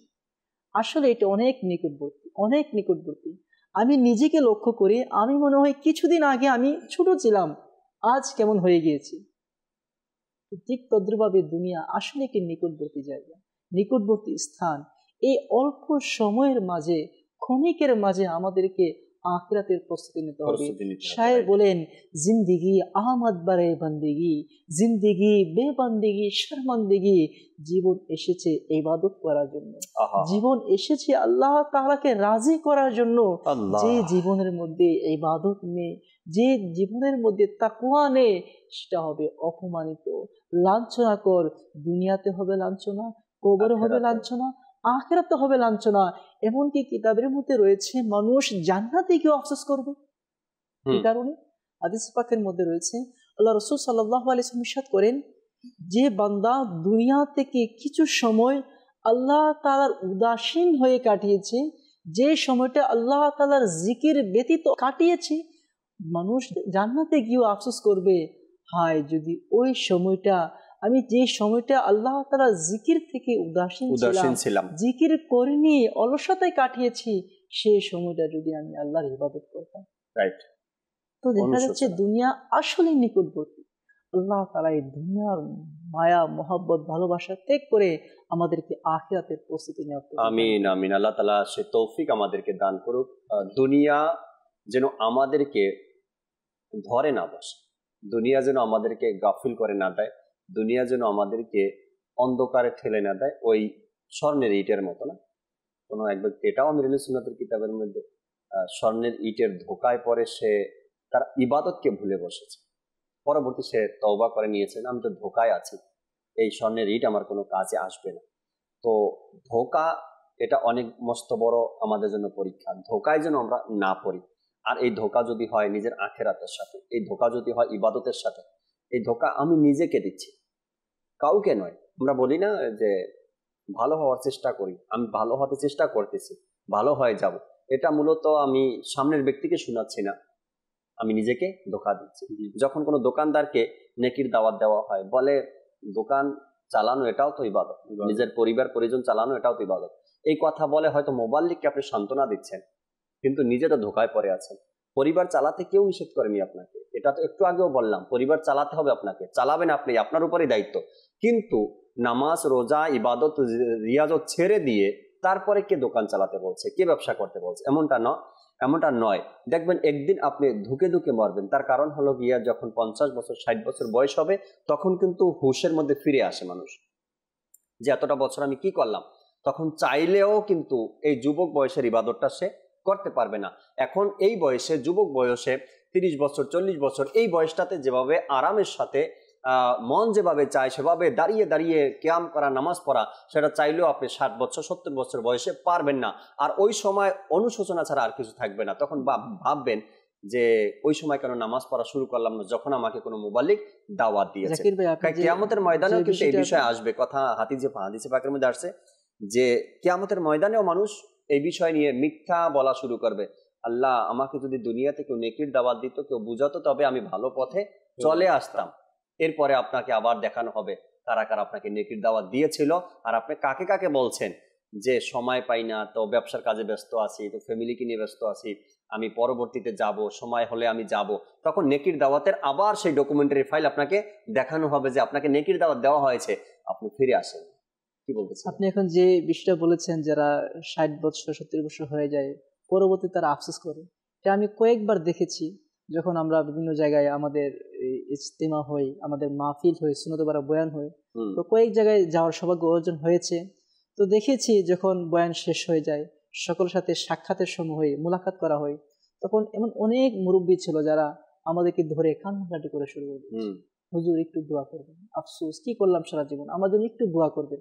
আমি অনেক দেখেছি যে আমাদেরকে জড়িয়ে ধরে কান্নাকাটি করছে যে হায় আফসোস, কোথায় সময় কাটালাম। এখনো যারা এখনো 60 বছর 70 বছরের লোকের আমাদের কথাগুলো শুনছেন, হয়তো আপনাদেরও চোখে পানি চলে আসছে। কথা তো বাস্তব, পুরো 70টা বছর অতিবাহিত করলাম, কিছুই করতে পারলাম না, ইবাদত আর কি করেছে, এমন অনেক আছে। ফজলে রাব্বি ভাই, সময় একেবারে। তার একটাই কারণ, দুনিয়ার ভালোবাসা। নবী করিম সাল্লাল্লাহু আলাইহি ওয়াসাল্লাম ইরশাদ করেন যে দুনিয়াকে ভালোবাসলো এবং এর প্রতি খুশি হলো, তার অন্তর থেকে আখিরাতের ভয় বের করে দেওয়া হয়। এই 60 বছর 70 বছর 80 বছর যে মানুষ জীবনযাপন করে আখিরাতকে ভুলে, শুধু দুনিয়া, লাস্ট সময়ে যখন বুঝতে পারে তখন তো বলে না যে আমি কি করলাম। তো এই দুনিয়াকে ভালোবাসার কারণেই এমন হয় যে আখিরাতের ভয় বের হয়ে যায়। আর যখন আখিরাতের ভয় মানুষ থেকে বের হয়ে যায়, আপনি যেভাবে বললেন যে আমরা নেকির দাওয়াত দেই যে নামাজ পড়ুন, কিছুদিন পরে তো মৃত্যু চলে আসবে, আর করার সুযোগ পাবেন না, কিন্তু তারপরে মানুষ একটা হিলা বাহানা পেশ করে যে এখন তো অনেক ব্যস্ত আছি, কিছুদিন পরে পড়বো। ওই কিছুদিন পর আর হয় না, একেবারে মানুষ মৃত্যুর খাটে গিয়ে। কেন হয় না ফজলে রাব্বি ভাই? এটাও বলি দর্শকে, কেন হয় না? আপনার ঘরে যে 70 বছরের বৃদ্ধ লোক আছে, তার চেয়েও বেশি। আমার সম্ভবত কিছুদিন আগেই একজন লোকের সাথে আমার দেখা হলো, তার বয়স 100-র উপরে, কিন্তু এত মজবুত, এত টাইট, আর এত এনার্জি লেভেল, আমি দেখে তো অবাক। 100+ বয়স, তারপরেও ওই লোকটা কিন্তু ফিরি না। আমি যে তাকে বলবো, আপনি, অনেক লোক বলে না, বলে একটু বয়স হোক, সারাদিন মসজিদে পড়ে থাকবো। এই লোকটা আমি দেখলাম 100 বছরের উপরে, কিন্তু তারপরেও সে 5 ওয়াক্ত নামাজও মসজিদে যাওয়ার সময় পায় না। জিজ্ঞাসা করলাম এখন কোথায় যাবেন, তো বললো ওই গ্রামে একটা বিচার আছে, সেখানে যেতে হবে। পুরা দিনের যে রুটিন তার শিডিউল আমাকে বলল, বিচারের পরে আরেকটা এলাকাতে যেতে হবে, সেখানে কিছু ত্রাণের মাল আসছে, সেগুলো বিতরণ করতে হবে। তারপরে কোথায় যাবেন, তারপরে একটু উপজেলাতে যেতে হবে, ওখানে একটা মিটিং আছে। তারপরে কোথায় যাবেন, তারপরে বাড়িতে আসতে হবে, পারিবারিক একটা অনুষ্ঠান আছে, সেখানে অংশগ্রহণ করতে হবে। 100 বছরের উপরে হয়ে গিয়েছে যায় যে লোকটার বয়স, ওই লোকটা এখন পর্যন্ত পুরা দিনের মধ্যে 1 ঘন্টা ফ্রি না যে মন মতো ইবাদত করতে পারবে। তো এবার বুঝেন, কোনো লোক ফ্রি না যে বলে না বলে আর একটু বয়স হোক তারপরে নামাজে লেগে যাব, পারবে না, সে ফ্রি না। কেননা শেষ বয়সে এসেও যদি অবসর নেয়, তারপরেও সে নাতিদেরকে নিয়ে ব্যস্ত থাকে, একে নিয়ে আসা, ওকে নিয়ে আসা, এর কাছে যাওয়া, ওর কাছে। ফ্রি কখনো হতে পারবেন না। এই বয়স থেকেই আপনাকে ইবাদতের টাইম বের করতে হবে, খুঁজতে হবে, এরপরে আল্লাহ তাআলার ইবাদত করতে হবে। আর যদি নাই পারেন, 5 ওয়াক্ত নামাজ জামাতের সাথে আদায় করেন, আর রাতে উঠে তাহাজ্জুদ পড়েন। তারপরে হয়তো আল্লাহ তাআলা হালাল পথে চলি, সত্য কথা বলি, যেভাবে আল্লাহ তার রাসূলের পক্ষ থেকে দিক নির্দেশনা দেওয়া হয়েছে, ইসলাম যেটা বলে সেভাবে চলি, ভালোর পথে, আর নির্ধারিত ইবাদতগুলো করি। আল্লাহ চায় নাজাতের পথ আমাদের বের হয়ে যাবে। কোন দুনিয়ার জন্য মানুষ এত লেগে থাকে, যে দুনিয়ার ব্যাপারে নবী করিম সাল্লাল্লাহু আলাইহি ওয়াসাল্লাম ইরশাদ করেন, যদি দুনিয়ার মূল্য আল্লাহর কাছে মশার ডানার পরিমাণও থাকতো, তো আল্লাহ তাআলা এখানে কোনো অমুসলিমকে পানি পান করাতেন না। বোঝা গেল দুনিয়ার মূল্য আল্লাহর কাছে মশার ডানার পরিমাণও নেই। তো যেই দুনিয়ার মূল্য মশার ডানার পরিমাণও নেই, ওই দুনিয়ার পিছনে আমরা লেগে আছি। আর দুনিয়াতে বড় বড় কাজ কি, আমরা কি মনে করি জানেন? বড় বড় বিল্ডিং গড়ে তোলা, বড় বড় ব্যবসায়ী হয়ে যাওয়া, এটাই হলো অনেক বড় কাজ। কিন্তু আমরা যদি আম্বিয়া ইকরাম আলাইহিমুস সালাতু ওয়াস সালামদের দিকে তাকাই, তো তারা কি করতেন? বড় বড় বিল্ডিং তৈরি করেছেন? করেননি। তারা নেকির দাওয়াত দিতেন, তারা সৎ কাজের আদেশ দিতেন এবং অসৎ কাজের বাধা প্রদান করতেন। নবী করিম সাল্লাল্লাহু আলাইহি ওয়াসাল্লাম ইরশাদ করেন, 3টি জিনিস ব্যতীত দুনিয়াতে যা কিছু রয়েছে সব কিছুই অভিশপ্ত। জি। নাম্বার 1, সৎ কাজের আদেশ দেয়া, সুবহানাল্লাহ। নাম্বার 2, অসৎ কাজ থেকে বাধা প্রদান করা। আর নাম্বার 3, আল্লাহ তাআলার জিকির, সুবহানাল্লাহ। এই 3টি জিনিস ব্যতীত সবকিছুই অভিশপ্ত। তো এখন আমরা দেখি আমরা কিসের মধ্যে লেগে আছি। আচ্ছা, আমাদের নিজের মতে আমরা যে কাজকে ভালো মনে করি, আসলে কি সেটা ভালো? আমরা যে বলি ব্যবসাও তো ইবাদত, তো আল্লাহ তাআলা কতটা সততা আছে? আল্লাহ তাআলা যে আরো কিছু ইবাদত আপনার উপর ফরজ করেছেন, সেগুলোকে দেখছেন না কেন? এই কারণেই যে এটাতে আপনার লাভ আছে, আর ওইটাতে এখন লাভ দেখা যায় না বাহ্যিক ভাবে। এই কারণে আমরা সব সময় নিজের বিবেক থেকে না, বরং আল্লাহ এবং তার রাসূল সাল্লাল্লাহু আলাইহি ওয়াসাল্লাম যা নির্দেশ দিয়েছেন, যেটাকে ভালো বলেছেন, সেটাকেই ভালো। কথাটা অনেকটা এরকমের না ফজলে রাব্বি ভাই, যখন পেয়ারা কিনতে যাই আমরা দোকানে, তো দোকানদারকে জিজ্ঞাসা করি পেয়ারা মিষ্টি হবে কিনা, দোকানদার বলে হ্যাঁ মিষ্টি হবে। কিন্তু আমি আবার সেই পেয়ারা দোকানদারকে জিজ্ঞাসা করলাম মিষ্টি হবে কিনা, ঘরে এসে লবণ দিয়ে খাই। এটা কি কখনো খেয়াল করছেন কেউ? পেয়ারা কেনার সময় দোকানদারকে জিজ্ঞাসা করি পেয়ারা মিষ্টি হবে কিনা, দোকানদার 100% শিওর দেয়। আবার খেয়েও দেখি আমরা, দোকানদার আবার কেটে দেয়, খেয়ে দেখেন মিষ্টি আছে, সেই পেয়ারাকেই আমরা ঘরে এনে লবণ দিয়ে খাই। ব্যাপারটা এরকমই হয়ে গেছে আমাদের জন্য। আমরা কোরআনও পড়ি, জান্নাতের আলোচনাও শুনি, এরপরে যখন বের হয়ে যাই, কোরআন থেকে সরে যাই, আলোচনা থেকে সরে যাই, তখন আবার ওই লবণ দিয়ে নিজের দুনিয়াকে শুরু করি। দুনিয়ার পিছনে কোনো এক আল্লাহওয়ালা ব্যক্তির কথা এটা, মানুষ যেভাবে করে দুনিয়ার পিছনে ঘুরে, এর 100 ভাগের 1 ভাগ যদি আখেরাতের পিছনে ঘুরতো, তবে দুনিয়াও পেত, আখেরাতও পেত। আজ যারা আখেরাতের পিছনে ঘুরেছে তাদের নাম দেখেন শাহজালাল ইয়ামানী। বর্তমান জমানায় যদি দেখি, আমার পীর মুর্শিদ কেবলা আমির আহলে সুন্নাত আখেরাতের পিছনে ঘুরে, আজ পুরো পৃথিবী ওই মহান ব্যক্তির পিছনে ঘুরছে। এটাই তো সত্য কথা। দুনিয়ার পিছনে যতটুকু ঘুরি, তার 100 ভাগের 1 ভাগ যদি আমরা আখেরাতের পিছনে ঘুরি, তবে আখেরাতও পাবো, দুনিয়াও পাবো। আল্লাহ তাবারক ওয়া তাআলা আমাদেরকে বোঝার আর আমল করার তৌফিক দান করুক ইনশাআল্লাহ তাআলা। আগামীকাল আবারও নতুন একটা বিষয় নিয়ে আপনাদের সামনে উপস্থিত হব রহমতপূর্ণ প্রবাদ এই অনুষ্ঠানে। আসুন আমরা যে যেখানে আছি দাঁড়িয়ে সালাতু সালাম পাঠ করি। সালাম আলাইকা ইয়া রাসূল, সালাম আলাইকা या हबीब सलाम अलैका सलावतुल्लाह अलैका तलअल बद्रु अलैना मिन सनियतिल वदाई वजब शुक्रो अलैना मदा लिल्लाहि दाई या नबी सलाम अलैका या रसूल सलाम अलैका या हबीब सलाम अलैका सलावतुल्लाह अलैका मुस्तफा जाने रहमत पे लाखों सलाम इश्क़-ए बजी बेहिदायत पे लाखों सलाम गौसुल आज़म इमाम मोतों का वन्नों का जलवाए शाने कुदरत पे लाखों सलाम मुस्तफा जाने रहमत पे लाखों सलाम इश्क़-ए बजी बेहिदायत पे लाखों सलाम डाल दिए कल्बों में अज़मते मुस्तफा सैयदी आला हज़रत पे लाखों सलाम फैजो से जिनके लाखों नमाज़ी बने फैजो से जिनके लाखों इमाम में सजे उस आमिर अहले सुन्नत पे लाखों सलाम मुस्तफा जाने रहमत पे लाखों सलाम इश्क़-ए बजी बेहिदायत पे लाखों सलाम अस्सलातु वस्सलामु अलैका या रसूलल्लाह व अला आलिका व अस्हाबिका या हबीबल्लाह सुब्हानका अल्लाहुम्मा व बिहम्दिका ला